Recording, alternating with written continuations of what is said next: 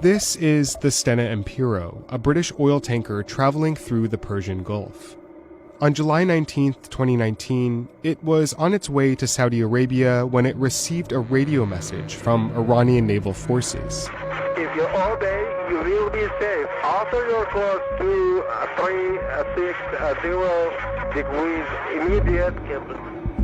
Later, the Stena Impero was dramatically boarded and seized.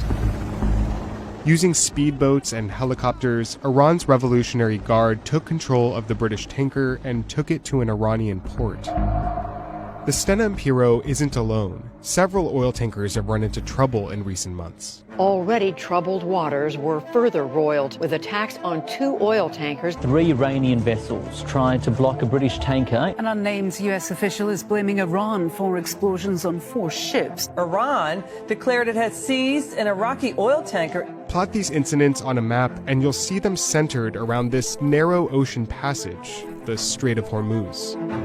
Dozens of oil tankers pass through here daily, each carrying up to 84 million gallons of oil.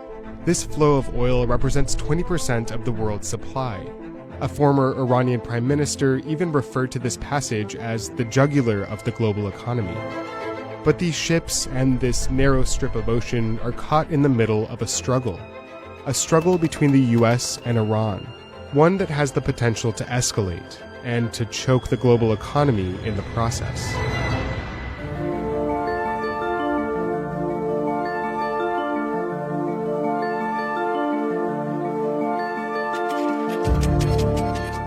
The Strait of Hormuz lies between Iran and Oman. It links the Persian Gulf to the Gulf of Oman, which eventually leads to the Arabian Sea. At its narrowest, the strait is less than 34 kilometers wide, and oil tankers that pass through here travel on a pair of shipping lanes, each 3 kilometers wide. Most of these ships carry petroleum products from the Middle East to the rest of the world, and in particular to Asia. But an attack on any tanker here, regardless of destination, can affect the price of oil everywhere. That's because oil is a globally traded product. A drop in supply from the Gulf can drive up prices from other sources around the world. After 2 recent oil tankers were attacked in the Strait of Hormuz, the price of oil from the North Sea jumped nearly $2 per barrel. It's because of this strategic importance that the Strait of Hormuz has become a place where long-simmering tensions between the US and Iran are playing out. And it all began with the tanker war. Saddam Hussein ordered his troops across the Iranian frontier after a series of border skirmishes. War broke out in the Middle East in 1980 after Iraq invaded Iran. The US helped Iraq in its campaign against Iran by providing military intelligence behind the scenes. When Iraq wasn't able to topple Iranian forces over land, it turned its attention elsewhere. Missiles against tankers are the weapons that both sides are using to try and break the stalemate in their war on land. Iraq moved to cut off Iran's main export. It began attacking tankers carrying oil from Iranian ports in what became known as the Tanker War. Iran eventually responded by attacking oil tankers moving to and from the Gulf states, some of which were supporting Iraq.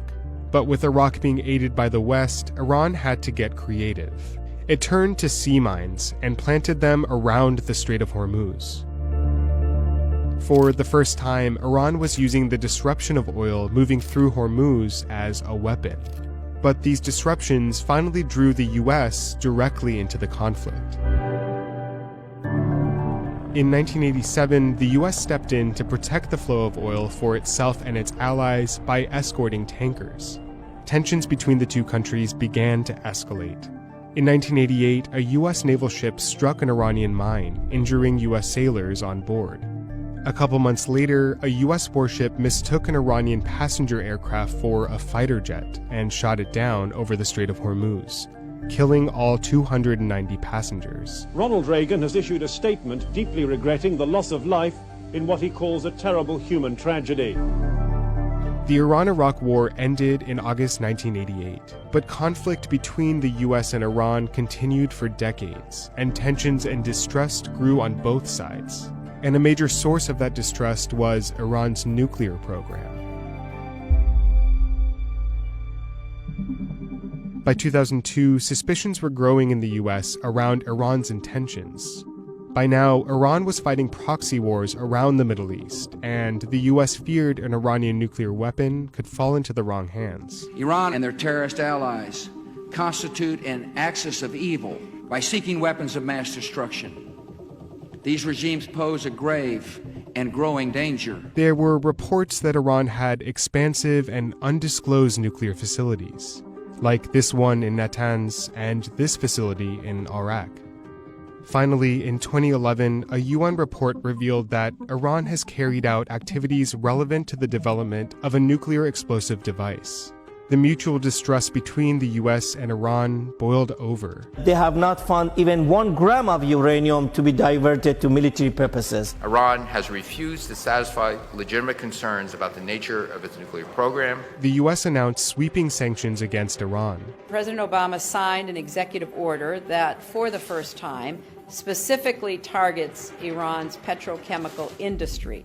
Iran's oil exports dropped dramatically, and with it, Iran's income. The country's economy began to shrink for the first time in nearly a decade.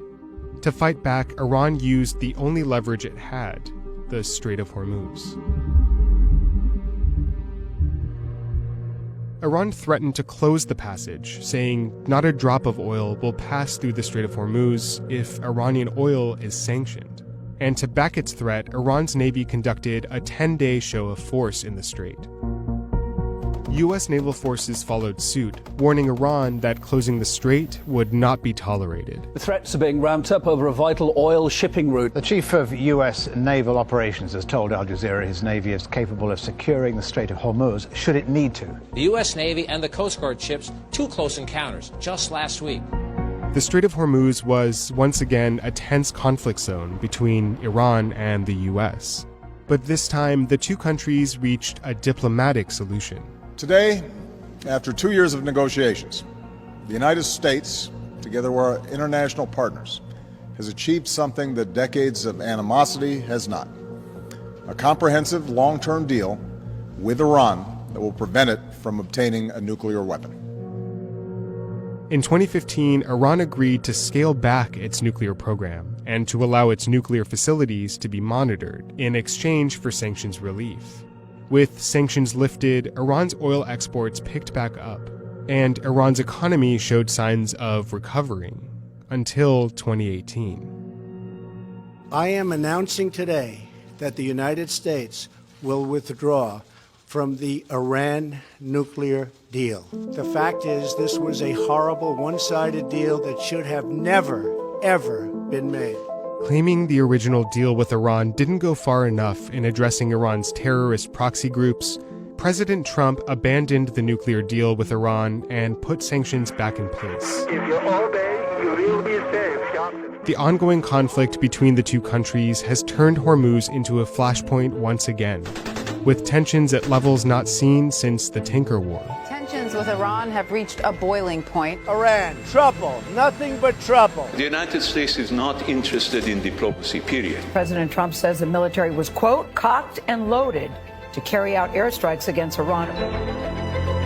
Iran hopes that disrupting the passage of these international tankers will put pressure on countries to stick with the nuclear deal, while also putting pressure on the U.S. to lift sanctions. But without the direct diplomatic contact between the U.S. and Iran, each run-in has the risk of escalating into war, one that could disrupt the jugular of the global economy in the process.